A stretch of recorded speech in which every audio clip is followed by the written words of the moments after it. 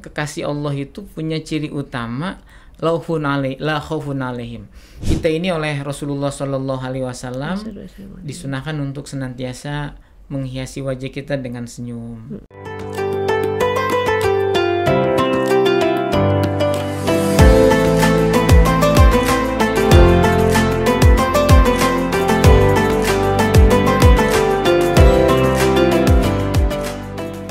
Assalamualaikum warahmatullahi wabarakatuh, sahabat kampus dimanapun Anda berada, tetap di YouTube-nya channel UIN Malang. Nah, menjelang di akhir-akhir bulan Ramadan kali ini, saya kedatangan salah satu narasumber yang sangat luar biasa. Mungkin semuanya pada kenal sama beliau. Beliau adalah yai, ustadz juga, dosen juga. Kita sapa terlebih dahulu Dr. Ahmad Izzuddin MHI. Assalamualaikum Ustaz. Waalaikumsalam warahmatullahi Kok kayaknya lemas Ustadz ya? Menunjukkan kalau saya puasa. Oh, menunjukkan puasa. Ria apa dia? Enggak.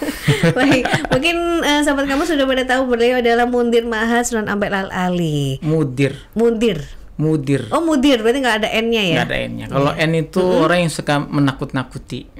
Mundir itu orang yang suka menakut-nakuti. Iya. Baik, apakah Ustaz, saya seserem itu? Tidak. Oh tidak ya, alhamdulillah. Ustaz, kita balik lagi nih soal Ramadan dan kebahagiaan hidup. Kebahagiaan seperti apa yang mau disampaikan Ustaz? Iya, ini penting tema ini karena menurut data di Indonesia ini, kalau saya nggak salah ya, 5 dari 10 atau 1 dari 5 dari, kok jadi bingung saya ya. 1 dari 5 orang yang berjalan di Indonesia itu salah satunya mengalami tingkat gangguan kejiwaan. Separah itu. Separah itu. Jadi kalau ada 5 orang sedang jalan, itu 1 di antara mereka itu yang sedang mengalami tekanan hidup. Nah, kita kan ada 3. Berarti jangan-jangan 3-3-nya ini mengalami tekanan hidup itu. Berarti tingkat kebahagiaan warga di Indonesia ini cenderung memang kurang baik.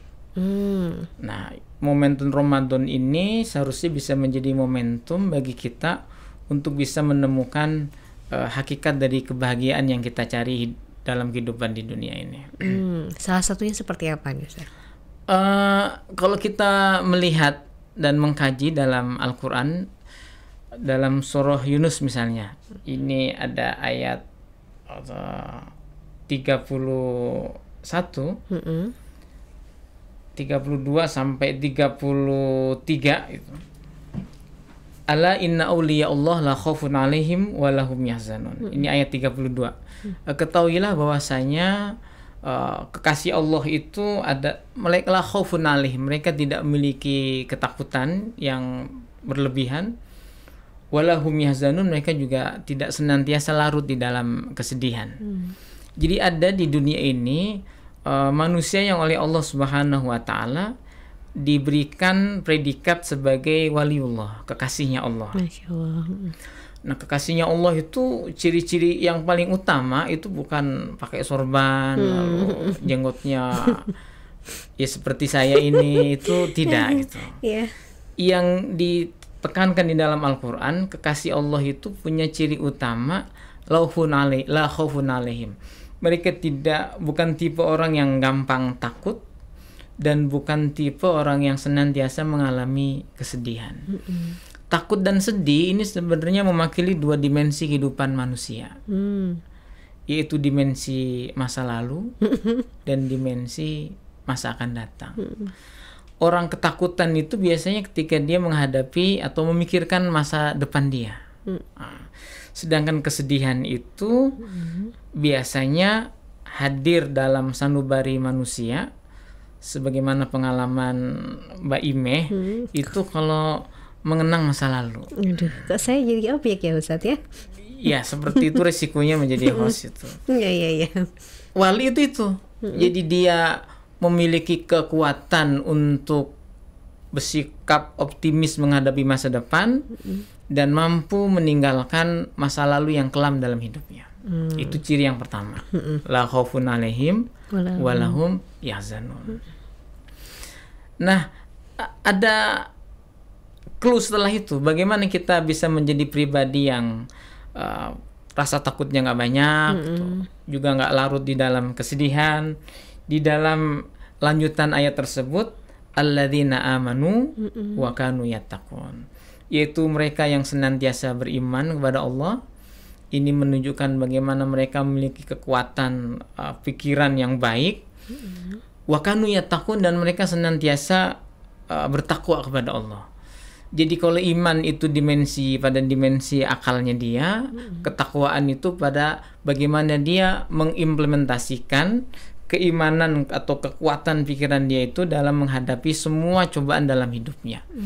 Nah, ini relevan dengan saat ini kita berpuasa, karena puasa itu puncaknya adalah mendidik kita menjadi orang-orang yang bertakwa gitu. Amin. Kalau ada orang di bulan Ramadan ini masih mengalami kesedihan dan ketakutan, berarti dia belum sukses menjadi orang yang berpuasa.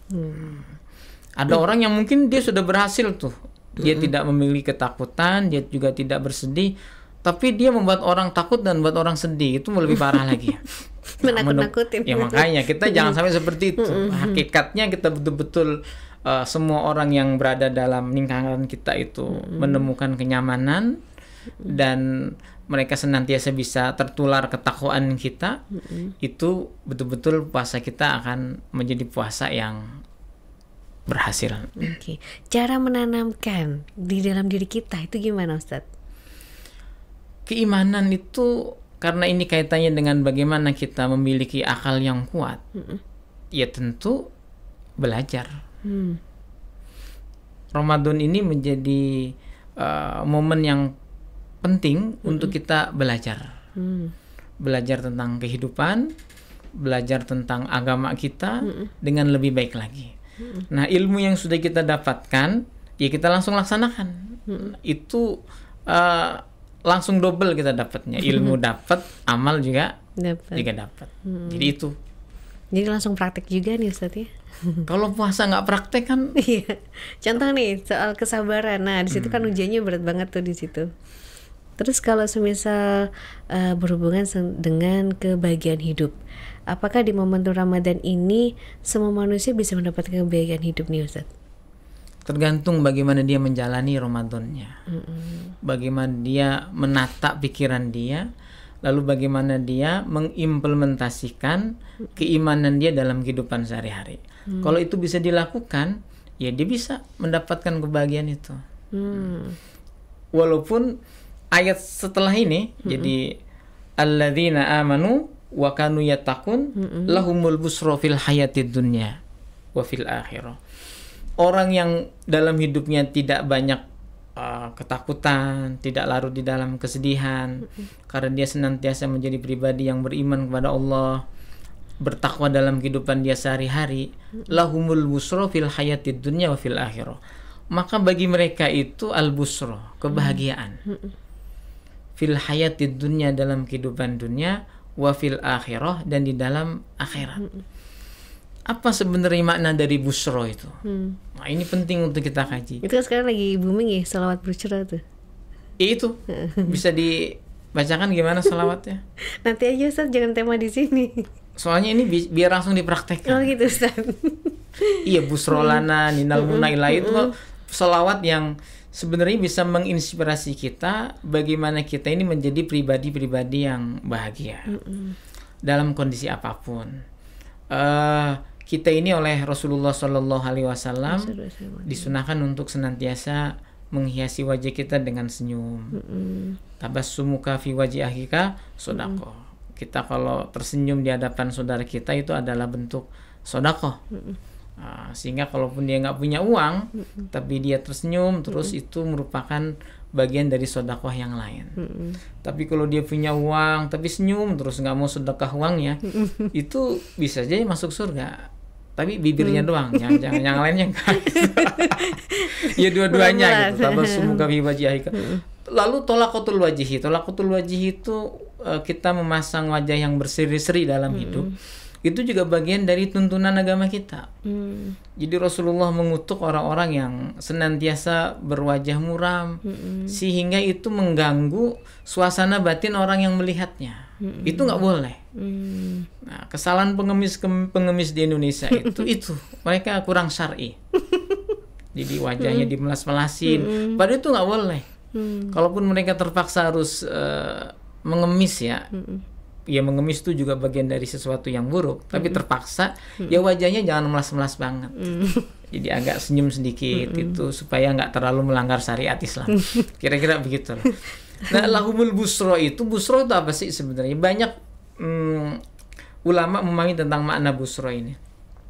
Tetapi hakikat busro itu, kalau kita melihat beberapa rujukan dalam kitab tafsir, kenapa kebahagiaan itu disebut busro di dalam Al-Quran? Busro itu kan dari kata bashar, basharoh artinya kulit. Jadi manusia itu disebut bashar karena dia memang secara zahir yang terlihat adalah kulitnya. Nggak pernah saya ngelihat jantungnya Mbak Ime itu nggak pernah.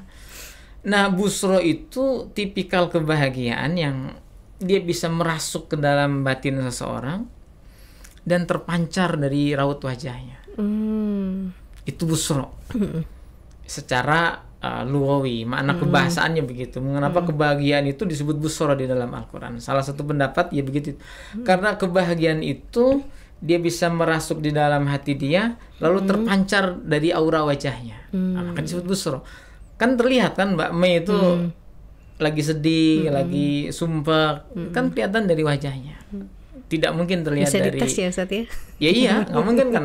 Kok sedih gitu? Tahu kukunya kan nggak mungkin, mesti wajahnya. Itu secara lugawi gitu makna busro. Nah, selanjutnya busro itu hakikatnya apa? Ada 3 pendapat yang ingin saya kemukakan tentang lahumul busro fil hayati dunya wa fil akhirah. Busro yang pertama itu adalah karena dia mendapatkan husnul khotimah. Jadi kalau ada orang mau meninggal dia dalam keadaan sakaratul maut, ada sesuatu yang sangat menghibur dia, yang sangat membahagiakan dirinya, sehingga di tengah sakaratul mautnya itu masih terpancar wajah yang bahagia atau aura kebahagiaan di wajahnya. Ini sama seperti sebagaimana Allah Subhanahu wa taala berfirman, "Innal ladzina qalu rabbunallah tsumma istaqamu tatanazzalu 'alaihimul malaikatu alla takhafu wa la tahzanu wa absyiru bil jannah." Karena orang-orang yang beriman dan bertakwa itu di detik-detik sakaratul mautnya, dia akan diberikan kabar gembira dengan datangnya malaikat-malaikat yang menampakkan foto-foto, gambar-gambar posisi dia di surga nanti. Jadi ketika dia dalam keadaan ketakutan, kesedihan karena harus meninggalkan orang-orang yang dia cintai dan mencintainya, ketakutan bagaimana masa depan dia, malaikat itu datang membawa gambaran surga. Ini loh surga tempat kamu. Nah, ketika dia melihat gambaran surga yang akan menjadi tempat tinggalnya, muncullah busro dalam diri mereka. Karena dia dikenalkan dengan suasana surga sebelum dia ke surga. Maka insya Allah orang itu nanti kalau dia masuk surga, dia nggak akan bingung alamatnya di mana, atau nanya sama orang ini alamat di mana ya gitu. Karena apa? Karena dia sudah sangat familiar, letak jalannya, gang-gangnya, tetangganya siapa, dia tuh tahu itu. Itu makna busro yang pertama. Dan ini harapan kita ini hidup dengan semua lika-liku kehidupan yang kita terima, cobaan yang kita terima dalam hidup ini, tetapi ketika kita bisa menutup hidup ini dengan husnul khotimah, itu merupakan kebahagiaan yang luar biasa. Bahkan Rasulullah bersabda, tufatul mu'min, hadiah terbesar bagi seorang mukmin ketika dia di dunia ini adalah al-mautu, kematian. Nah, kalau kita sudah tidak takut menghadapi kematian, karena kita meyakini dengan kebaikan kita, dengan ketakwaan kita, kita akan dibimbing oleh Allah Subhanahu wa taala menuju husnul khotimah. Itu makna busro yang pertama. Dan menurut saya ini puncak dari kebahagiaan manusia. Belum husnul khotimah, bayangin saja udah senang. Begitu. Ya, yang kedua Ustaz, kan ada 3. Nah, sabar ya. Yang kedua, busro itu adalah mahabbatun nas. kecintaan manusia kepada dirinya.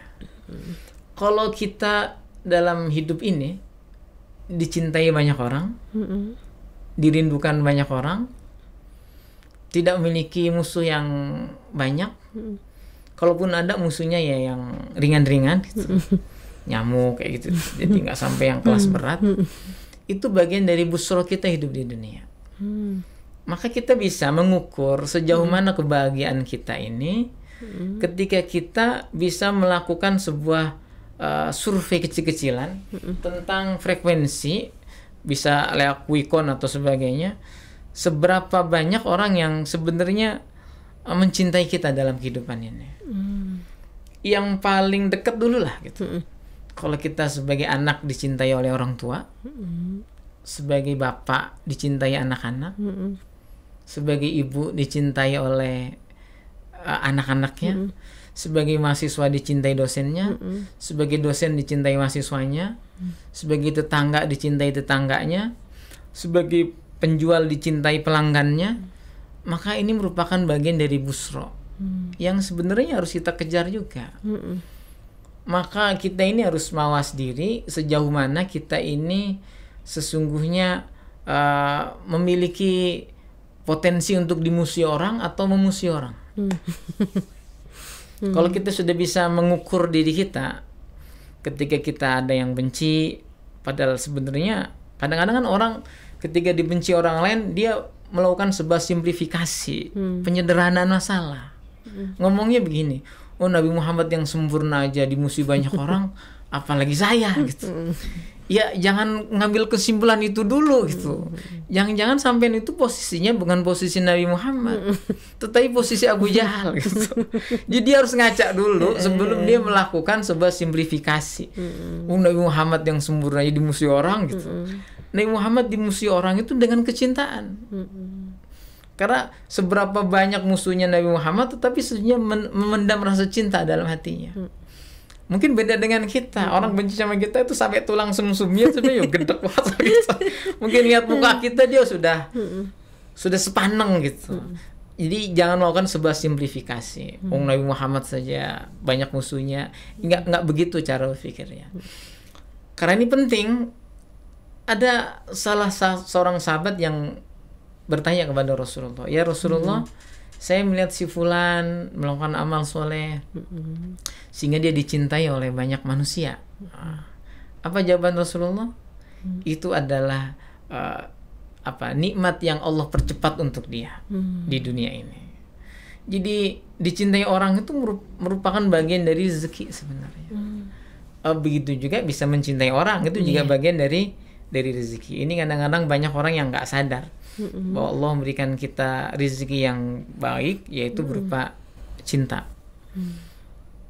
Ya mudah-mudahan kita semuanya dapat itu, dapat rezeki cinta dan dicintai, mencintai dan cintai. Itu yang kedua. Iya, ini ditunggu nih. Yang ketiga, ini yang menarik ini. Lahumul busro fil hayatid dunya wa fil akhirah. Mereka memiliki kebahagiaan busro di dalam kehidupan dunia dan akhirat. Itu mananya adalah ar-ru'yah shadiqah, mimpi yang benar. Jadi mimpi itu sebenarnya kalau kita memahami hakikat dari mimpi, itu bagian dari kebahagiaan. Apalagi mimpinya mimpi yang indah. Mimpi dapat uang 271 triliun misalnya. Udah 71. Walaupun mimpi aja kan bangun dan nyengar-nyengir itu. Walaupun sebenarnya mimpi itu oleh Rasulullah dibagi menjadi 3. Ada mimpi karena dia dapat bagian ilham dari Allah. Mimpi itu adalah hamun, interest dia atau kesedihan dia ketika di siang hari. Itu terbawa di malam hari. Itu jenis mimpi yang kedua. Ada mimpi itu yang minas syaiton, mimpi yang datangnya dari setan. Nah, ru'yah shadiqah ini adalah cerminan mimpi yang sesungguhnya biasa hadir dalam tidurnya orang-orang yang soleh.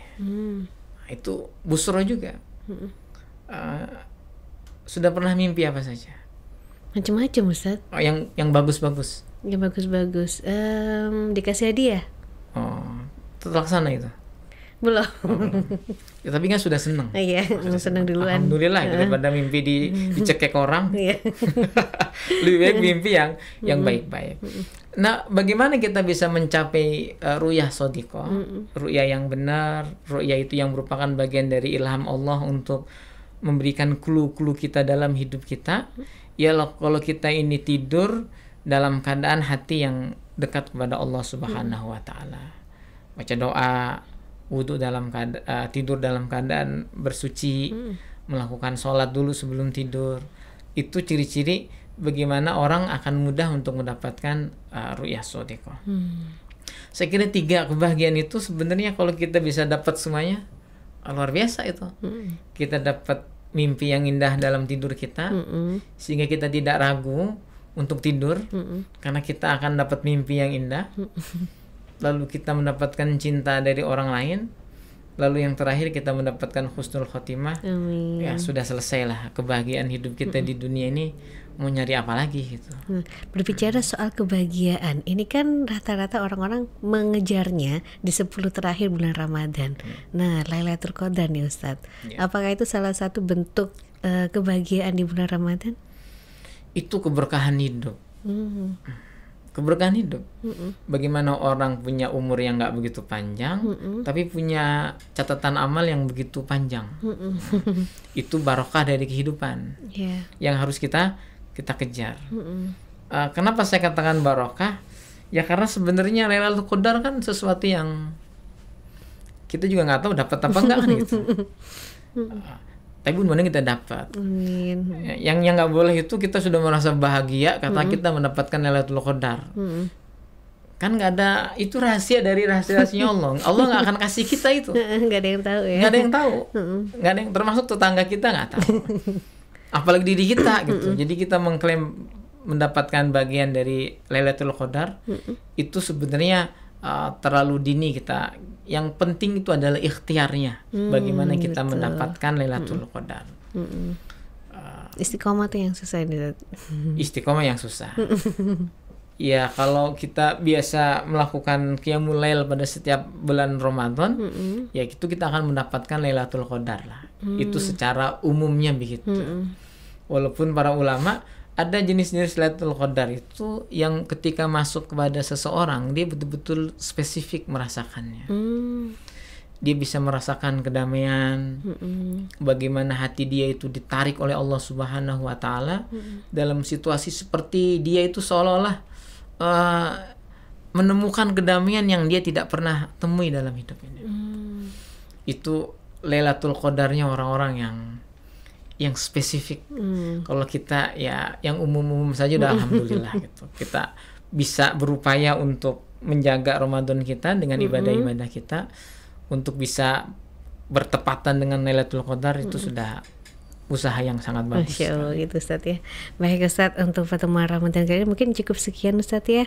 Tapi sebelum saya tutup, ada yang mau disampaikan untuk sahabat kampus di rumah soal di akhir di bulan Ramadan ini? Sahabat kampus yang saya cintai dan mudah-mudahan juga mencintai saya. Selamat menjalankan ibadah Ramadan di 10 hari terakhir ini. Tetap semangat untuk bisa menatap hidup ini agar kita betul-betul oleh Allah Subhanahu wa taala dijadikan pribadi yang tidak takut untuk menghadapi masa depan kita, terutama untuk mahasiswa-mahasiswi, dan kita juga tidak terlalu larut dalam kesedihan-kesedihan yang mungkin hinggap di masa lalu kita. Tetap semangat dengan kekuatan dari Allah Subhanahu wa taala, insyaallah kita bisa menjalani hidup ini dengan baik. Amin. Terima kasih sekali Ustadz. Sama-sama. Nah sahabat kampus, sebelum saya tutup, terus beribadah dan mencari berkah di akhir bulan Ramadan ini. Wassalamualaikum warahmatullahi wabarakatuh. Waalaikumsalam warahmatullahi wabarakatuh.